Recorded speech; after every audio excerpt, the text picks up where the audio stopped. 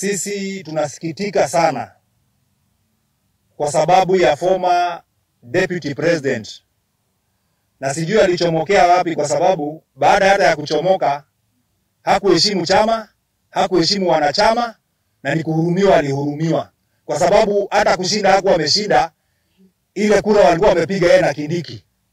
Kindiki alimhurumia akifikiria ni mzee mtu mzima, kumbe hakujua ni mtu ambaye atakuja kuleta uzushi katika hii nchi. Yale mambo ambayo amezungumza kwa siku chache ambazo zimepita zinatushtua sana. Juzi tunaona ameform chama ya mashikio. Sijui mtu anafanya mashikio namna gani. Anataka watu wakatwe mashikio. Kwa sababu tukiangalia Mount Elgon, nafikiri hiyo chama ilikuwa ya Matakwei. Chama ile ambayo iko na viongozi wote katika hii nchi ni chama cha UDA. Hiyo ndio chama tunajua. Na kiongozi yake none other than William Samoei Arap Ruto. Issue ya SHA. Sisi tukiwa kama wananchi wa Nairobi, tunajua ile ukora ilikuwa inafanywa na NHIF. Ilikuwa ni hospitali zinasaidika, lakini mwananchi wa kawaida hakuwa anasaidika. Sisi tunaomba chama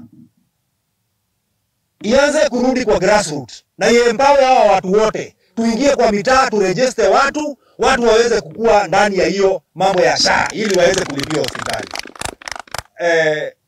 Mtu anaitwa wa Munyoro amekuwa akiongea mambo ya chama ya mambo ya NHI ya mambo ya SHA, na yeye ndio tunajua alikuwa fisadi mkubwa pale KEMSA. Yeye ndiye alikuwa anaambia CEO vile atachukua madawa, vile atafanya nini, na sisi tulikuwa tunajua mambo yote. Kwa hivyo wakati William Ruto ametengeneza mambo na akaweka mambo sambamba, sasa ndiye anaanza kupiga kelele. Sisi tunasema ya kwamba serikali ikanyangie hapo, wananchi wakuwe registered, na tunajua SHA inafanya kazi. Lingine ni kuhusu mambo ya post election violence. Sisi tunajua Gachagua ana nyumba Nairobi. Gachagua ana kitu chochote hapa Nairobi.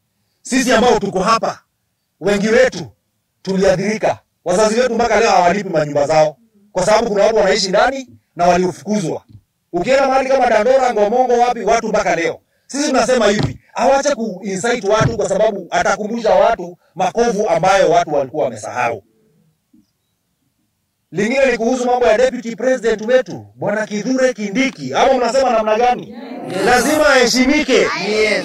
Yeye ndio mdogo wa William Samoei Arap Ruto. Na sisi hatujui mtu mwingine.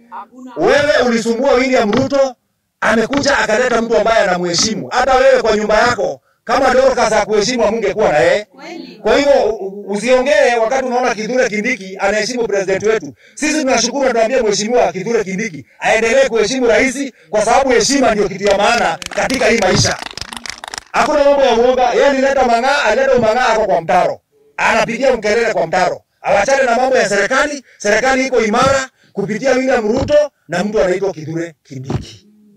Hiyo mambo ya kukuaga uongozi inaenda Nyeri na inarudi Kiambu, sasa tumesema hata iende Tharaka Nithi. Wacha Kithure Kindiki pia yeye aenjoy hiyo bendera ikiteremke hiyo milima, watu waweze kuona ya kwamba hiyo kitu pia imesaidia. Lingine nikimalizia, nataka kuuliza, wakati wewe ulikuwa pale Karen, haukuita waimbaji, haukuita wamama.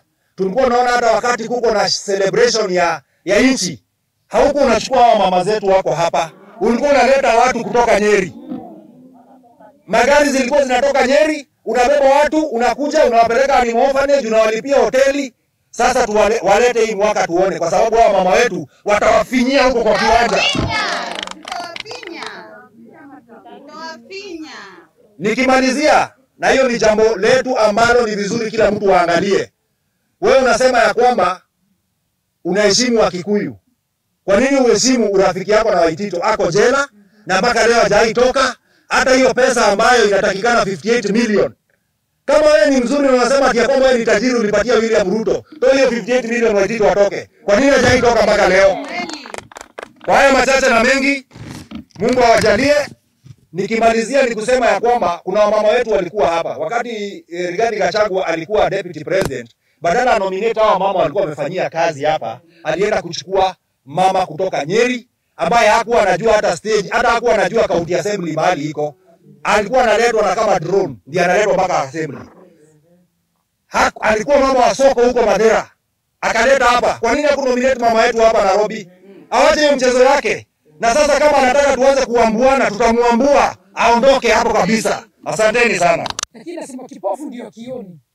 Sisi katika serikali ya William Samoei Ruto tumeona maendeleo kwa wingi. Kutoka 1963 ndio ukiangalia uongozi wa Ruto kwa miaka 3 unaona tofauti ni kubwa sana. Kwa sababu tu watu wamekuwa wakiishi kwa slums, nyumba zinachomeka, kunafanyika nini? Leo hii kuna Wakenya wanajivunia wa Nairobi. Mtu anafungua nyumba na hadi huyo mtu hawezi pata hata pesa ya kulipa nyumba, lakini serikali ya William Samoei Ruto imetupatia mwelekeo. Na mimi ningependa kusema hivi, watu wa Nairobi si wajinga. Nairobi ni metropolitan. Usikuje hapa kutuletea hiyo Kikuyu. Hakuna Mkikuyu nusu, sisi wa Kikuyu. Na sisi wa Kikuyu nusu. Kwa hiyo wakati unaongea bali wa Kikuyu, jiulize unaongea kwa wagani. Kwa sababu sisi watu wa Nairobi tunasema Ruto 2 term. 2 term. Na tunajua ni kiongozi wa aina gani. Ni down to earth president wakiwa na mdogo wake Kindiki. Mimi ningependa kuambia Wakenya na wa Nairobi wote wakipali walipo. Sisi tuna macho, tunajionea. Kwa hivyo ndio kukuja kutufunzisha, sisi wanafunzi. Na ningependa kukwambia, ukisema una watu wako wanakufuata nyuma, hakuna mtu wako umetengeneza wa matope. Kama kuna watu wanatengeneza wa matope mahali, wanakufuata, hiyo ni sawa. But hakuna mtu wako wa matope, na ndio kukuambia hivi. Sisi haturudi nyuma na tubanduki. Hii chama yetu ya UDA, sisi tuko hapo na tunaona maendeleo na tuko hapo kukaa. Tunasema 2 term.